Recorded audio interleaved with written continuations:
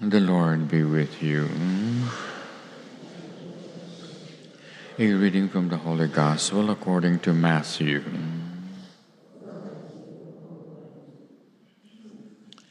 As Jesus was walking along the Sea of Galilee, he watched two brothers, Simon, now known as Peter, and his brother Andrew, casting a net into the sea.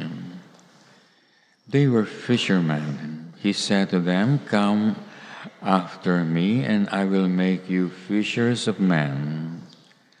They immediately abandoned their nets and became his followers. He walked along further and caught sight of two other brothers, James, Zebedee's son, and his brother John. They too were in their boat, getting their nets in order with their father Zebedee. He called them, and immediately they abandoned boat and father to follow him. The Gospel of the Lord. Let us all be seated.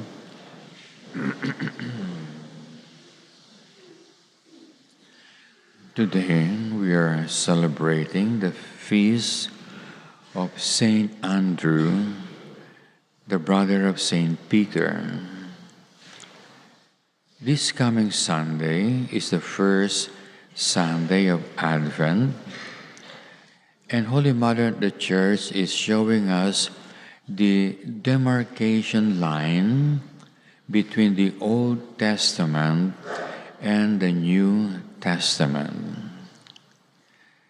The Ten Commandments of God that you all know are found in the Old Testament, while in the New Testament we have what you call the commandments of Jesus Christ.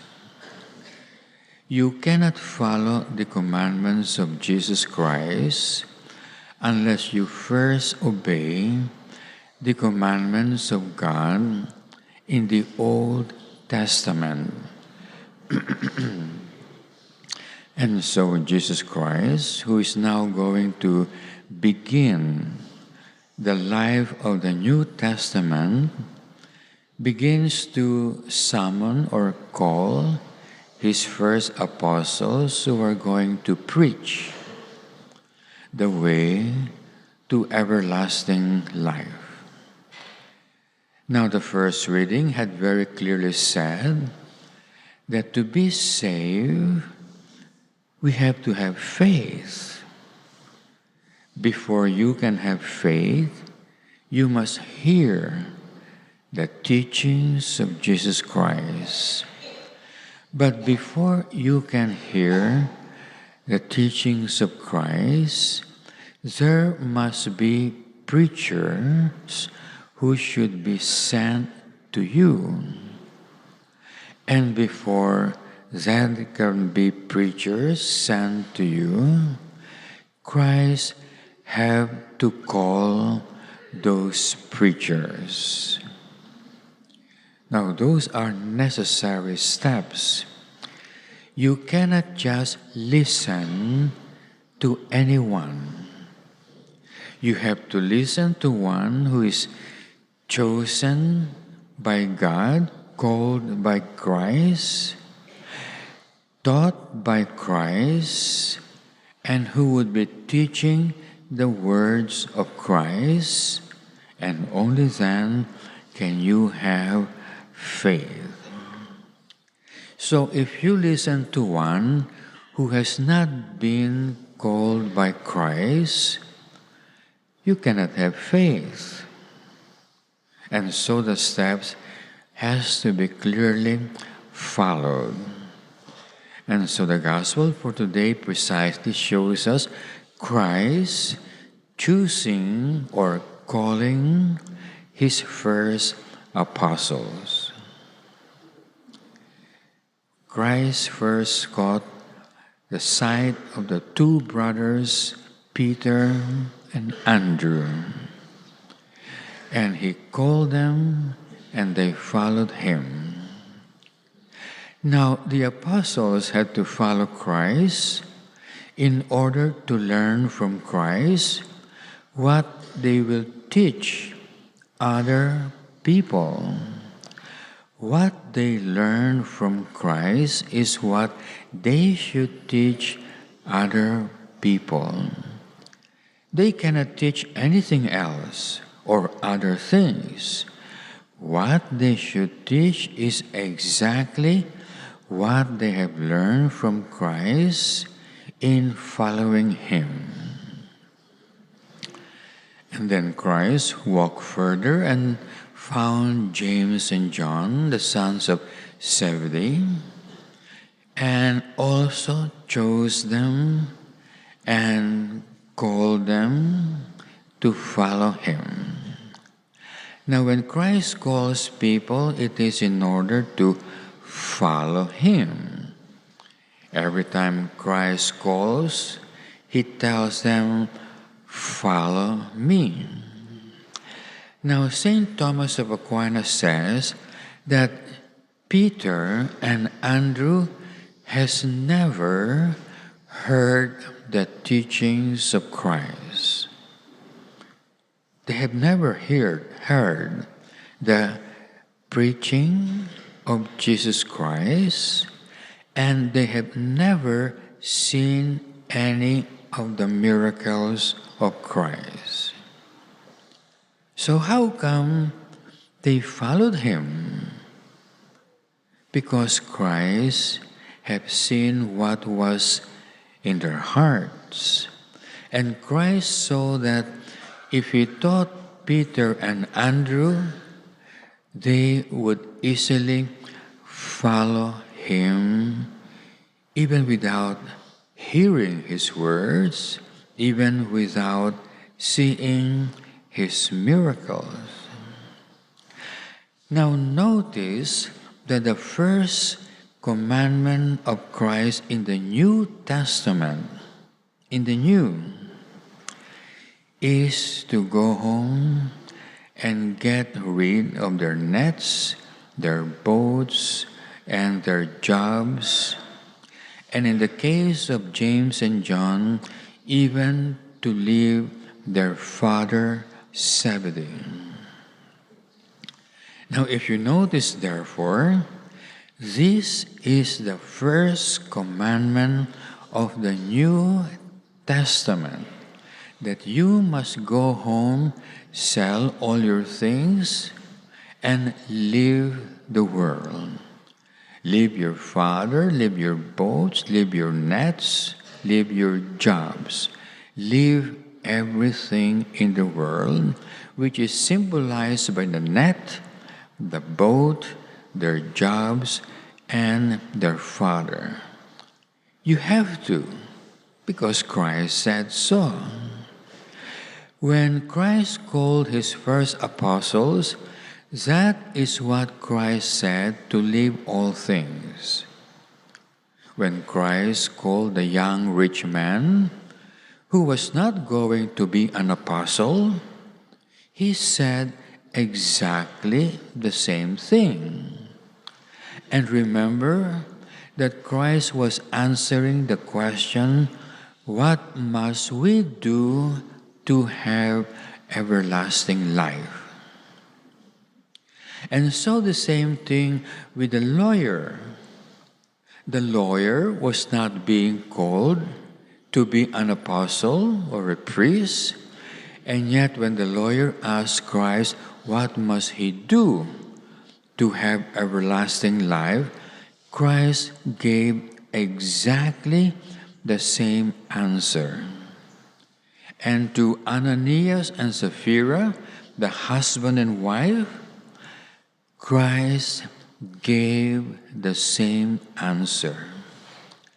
And if you notice in the lives of the saints, all of them, Saint Bernard of Clairvaux, Saint Benedict of Norcia, Saint Francis of Assisi, did exactly the same thing, because that is the first commandment of the New Testament. That is the first commandment of the Catholic Church. It is the first command that you must obey to be inside the Catholic Church. And as Christ Himself said, that is enough to save you. And so when the apostles asked Christ, "Are we going to heaven? Do we have mansions reserved for us in heaven?" And Christ said, "Yes, you have mansions reserved for you in heaven." And when the apostle asked him, "Why? What did we do to have mansions reserved in heaven?" And Christ says, "For all those who have left homes, father, mother, brothers and sisters, they are going to heaven." And that's the reason why the requirement for memberships in the Christian community is to live all things symbolized in today's gospel as the net. The net is the symbol of all worldly pleasures. You have to leave your nets. Then they have to leave their boats.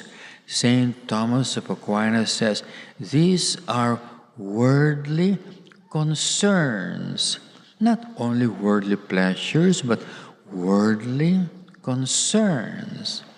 And then James and John were told to leave their father Zebedee, and that's the symbol of your relations, your loved one, parents, brothers, and sisters. Why do we have to leave all these things to be able to begin the life of the New Testament? Well, because the requirement to follow Christ is for us to be able to love God with all our minds, all our hearts, with all our strength.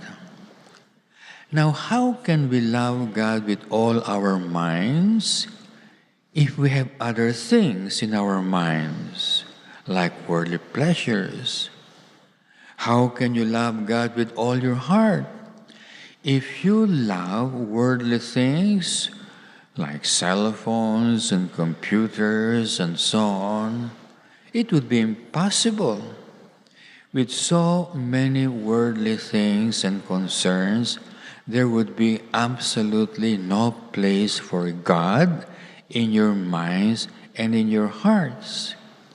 And so to be truly Catholic, to be saved, we have to do what Christ demanded of His apostles. Now, the state of the world is precisely like this, that those who are supposed to be apostles, our bishops and our priests, have not left all things. It is known very well that Pope Francis, for instance, cannot even give up his passport as an Argentinian citizen. How can you love God with all your heart when you love your passport and your citizenship so much? And in his latest journey to Asia, to Japan, and to Thailand, what did he say? He said, it is not necessary to give up all things. It is not necessary to be called by Christ, and therefore it is not necessary to preach the words of Christ. Not necessary, the first reading just said, it is necessary for us to be saved, to have faith. And you can never have faith unless you hear the words of Christ from a preacher who has been called by Christ. Look at the qualification of those who must teach you. And yet he says, oh, it is not necessary, and in fact, he has forbidden anyone to preach Christ. And as we have said before, even a Muslim scholar had mentioned that Pope Francis has never preached Christ. So you see, we really live in very bad times, in very dark times, where it is almost impossible for people in the world to be saved. And so, why are we here? Precisely to hear the words of God so we may believe. And we hear the words of God from people who had been called and chosen by Christ. Who are these?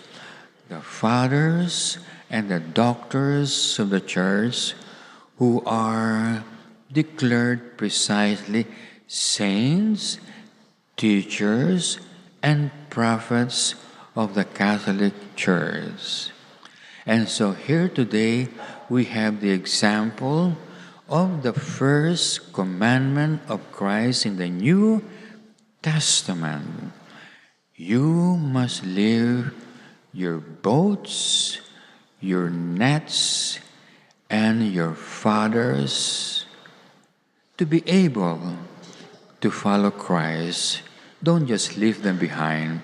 We leave them behind to be able to follow Christ and love God with all our minds, all our hearts, and all our strength. In the name of the Father, the Son, and the Holy Spirit.